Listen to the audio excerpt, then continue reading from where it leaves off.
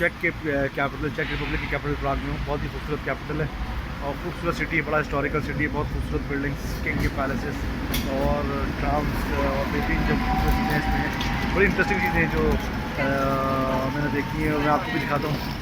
आइए प्राग को हम एक्सप्लोर करते हैं और आपको बिल्कुल मज़ा आएगा।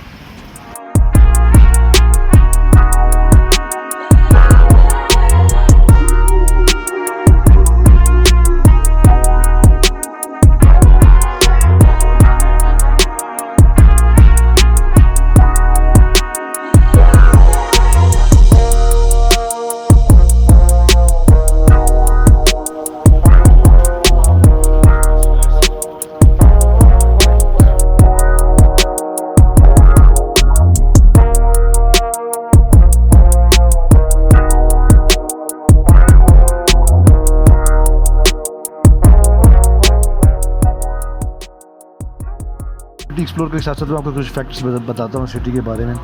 एक तो ये चेक रिपब्लिक का कैपिटल है और लार्जेस्ट सिटी है चेक रिपब्लिक की, थर्ड या 14 लार्जेस्ट सिटी है ईयू की, और 131.3 मिलियंस पीपल इधर रहते हैं, यानी लोग इधर रहते हैं। प्राग जो है वो capital, cultural, political, economical hub है with amazing and beautiful historical rich history. और ये जो चेक रिपब्लिक था यानी चेकोस्लोवाकिया था, ये उसका भी कैपिटल था। जब चेकोस्लोवाकिया जो है वो स्प्लिट होकर दो कंट्रीज़ में डिवाइड हो गया, एक जो चेक रिपब्लिक और एक स्लोवाकिया रिपब्लिक। स्लोवाकिया का जो कैपिटल है वो ब्रेस्तिस्लावा है और चेक रिपब्लिक का कैपिटल जो है वो प्राग है। जो लुक एंड फील है वो भी मुख्तलिफ एरा को ज़ाहिर करती है कि हर एरा ने इसको खूबसूरत तरीके से बनाया या फ्लॉरिश किया, जिसमें रेनेसांस हैं, बैरक्यूज़ एंड गॉथिक आर्किटेक्चरल आपको जा बजा इसमें सिटीज़ एंड चर्चेज़ में नज़र आता है, जो इसकी एक ख़ासा है सिटी का। इस सिटी का जो ख़ास बात यह है कि मुख्तलिफ एरास में रेनेसेंस, बैरक्यूज़ एंड गॉथिक आर्किटेक्चरल जब हुकूमतें थीं या एरास थे, उसमें खूबसूरत आर्किटेक्ट उन्होंने डेवलप किए हैं। उनकी जो चर्चेज़ हैं या उनके टावर्स हैं या उनकी जो बिल्डिंग्स हैं, टाउन्स जो डेवलपमेंट है, वो उस एरा के कंस्ट्रक्शन को ज़ाहिर करती हैं। बहुत खूबसूरत फेरी टेल, फिर मैं कहूँगा ये फेरी टेल सिटी बहुत, मुझे यहाँ पे आके एक तो मज़ा आ रहा है देखने को। एक बड़ी डिफरेंट सिटी है, टूरिस्ट हब समझा जाता है और हॉटेस्ट टूरिस्ट डेस्टिनेशन ये सिटी समझी जाती है। ख़ासी महंगी नहीं है सिटी और इसमें आप अपने आप को बजटेड ट्रैवल इसमें कर सकते हैं, हॉस्टल ले सकते हैं, कुछ भी कर सकते हैं, वो तो आप पे होता है। अच्छा, इधर यूरोस नहीं चलता है, यहाँ पे चेक क्राउन्स चलते हैं, यहाँ की करेंसी है। वॉक करते करते जो है इनकी हमने डिफरेंट चीज़ों को, सिटी को एक्सप्लोर किया अभी आते हुए। अब हम जा रहे हैं चार्ल्स ब्रिज की तरफ, जो बेसिकली बेहतरीन टूरिस्ट डेस्टिनेशन है, हब है दुनिया का। जो टूरिस्ट है वो चार्ल्स ब्रिज को देखने आता है और ये जो कनेक्ट करता है, जो आपको सामने चार्ल्स ब्रिज नज़र आ रहा है। अच्छा, एक और ब्रिज भी जहाँ से ट्राम चल रही है वाली, इसको हम बाद में एक्सप्लोर करेंगे। इसको मेनेसेंस ब्रिज कहते हैं मेरे ख्याल से, बट वो जो सामने वाला ब्रिज है उसको हम पहले एक्सप्लोर करते हैं इसके। और ये आप देखें इतनी खूबसूरत बिल्डिंग है, ये जितनी बिल्डिंग्स हैं वो एक इनकी अपनी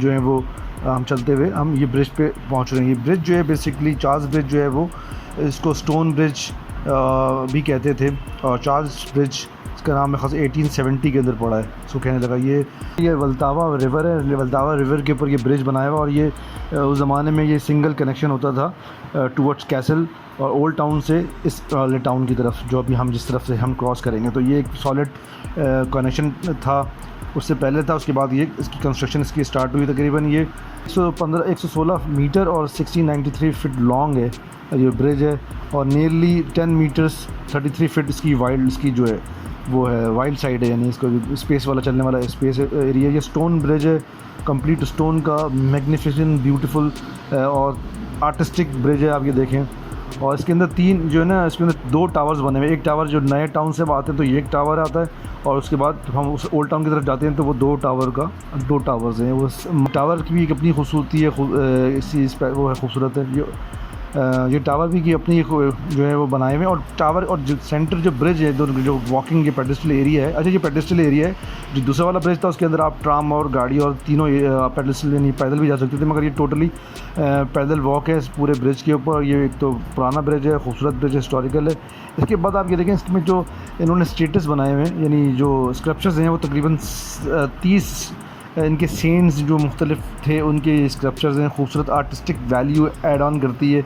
और यहाँ पे वो कहते हैं आप जहाँ पे मतलब इस पे खड़े होकर अगर आप कोई मन्नत मांगे तो वो भी पूरी होती है। तो इसलिए लोग यहाँ पे आके इसको अपनी अपनी दिल की मुरादें वगैरह मांग रहे होते हैं। तो ये खूबसूरत किस्म के ये इनके सेंट्स के इन्होंने पूरे 30 मुजस्मे उन्होंने बनाए हुए पूरे क्रॉस ब्रिज की लेन के अंदर। और यहाँ से जो है जब ये तो इस वाले ब्रिज के एंड से हम ओल्ड टाउन के अंदर एंटर होते हैं। तो ओल्ड टाउन की भी एक अपनी स्पेसिफिकेशन है। ये भी खूबसूरत, यहाँ पे आपको चर्चेस नज़र आ रहे हैं। ये खूबसूरत चर्चेज़ हैं। आगे जाके जो है वो कैसल आएगा इनका, और इनका बड़ा जो चर्च है, जो लार्जेस्ट इनका चर्च है, कैथेड्रल आएगा इनका, एक सेंट लूटिस के नाम से कैथेड्रल आता है वहाँ पे, और जो चर्च आता है। तो ये बेसिकली ब्रिज का ओवरव्यू था। हम जो है वो ज़रा ओल्ड टाउन के अंदर जो है वो एक वॉक अराउंड करते हैं। खूबसूरत ट्राम्स, मैं बोलूँ भाई दिल के इसको मतलब सिटी में आके ना आप बस बैठ जाएं और उसको एंजॉय करते रहें, इसके आर्किटेक्चरल वैल्यूज़ को, इसकी आर्किटेक्चरल हिस्ट्री को, इसकी चीज़ों को आप देखते रहें तो बस आपको आप एक नई दुनिया में चले जाते हैं। जैसे कि मैं हूँ इनकी पुरानी गलियों के अंदर मूव अराउंड कर रहा हूँ, हम कर रहे हैं, देख रहे हैं। और ये जो है अब मुझे जो है यहाँ से प्रिंस के जो है कैसल की तरफ जाना है। जो कैसल इटसेल्फ जो है वो एक तो ऑफिशियल रेजिडेंट है।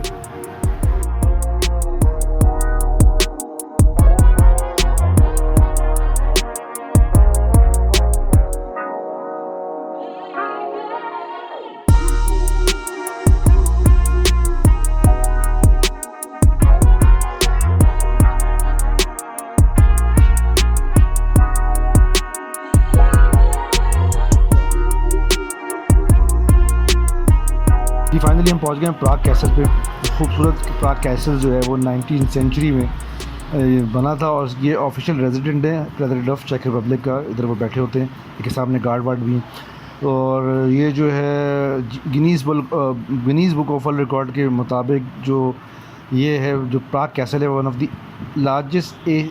Largest ancient castle in the world है। जो दुनिया का कदीम तरीन कैसल्स में एक कैसल है। ये तकरीबन 70,000 स्क्वायर फीट के ऊपर, ये स्क्वायर मीटर के ऊपर ये कैसल बना हुआ है। ये भी टूरिस्ट के लिए एक हॉटेस्ट डेस्टिनेशन है। इसी कैसल से है अंदर से रास्ता भी जाता है और वैसे भी जाता है बाहर से। तो आप इनके ये चर्च है सेंट वेस्टल कैथेड्रल के ऊपर हम पहुंच गए हैं। ये सामने आपको दिख रहा है, ये भी गोथिक आर्किटेक्चरल नमूना है।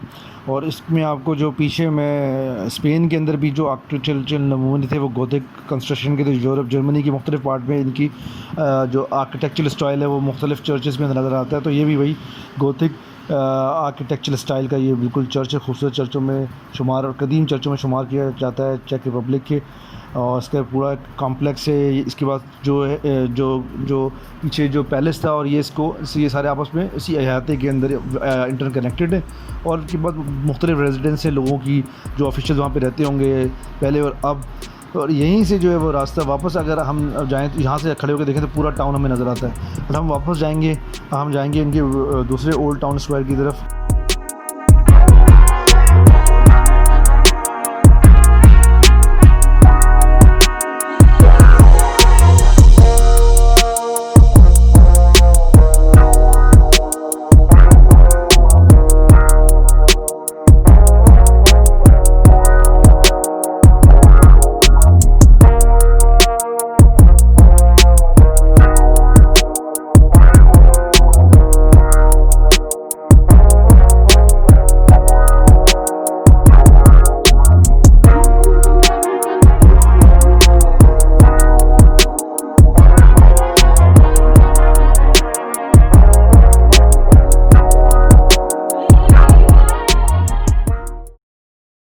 टुवर्ड्स हैं old town hall and square की तरफ। और ये जो वॉल है बेसिकली, जो क्लॉक है जो मैं आपको दिखाऊंगा वो माउंटेड है ओल्ड टाउन हॉल की दीवार पे या उसके टावर के ऊपर। प्राग एस्ट्रोनॉमिकल क्लॉक कहते हैं। क्लॉक जो इंस्टॉल हुई थी तकरीबन 1410 में हुई थी और थर्ड ओल्डेस्ट एस्ट्रोनॉमिकल क्लॉक है इन द वर्ल्ड, और ये ओल्डेस्ट है जो अभी तक चल रही है।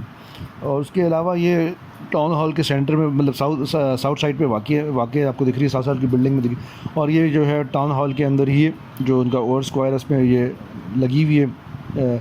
कंपोनेंट है, 3 मेन कंपोनेंट है उसके। बेसिकली वो रिप्रेजेंट करता है जिसका जो डायल है वो रिप्रेजेंट कर रहा है सन और मून को, और जो इसका स्काई है वो डिस्प्लेइंग जो वेरियस डिटेल। अब आप देखें इसके अंदर जो उसके स्काई हैं वो बहुत सी दूसरी डिटेलों के साथ, एस्ट्रोनॉमिकल डिटेलों के साथ नज़र आ रहे हैं आपको।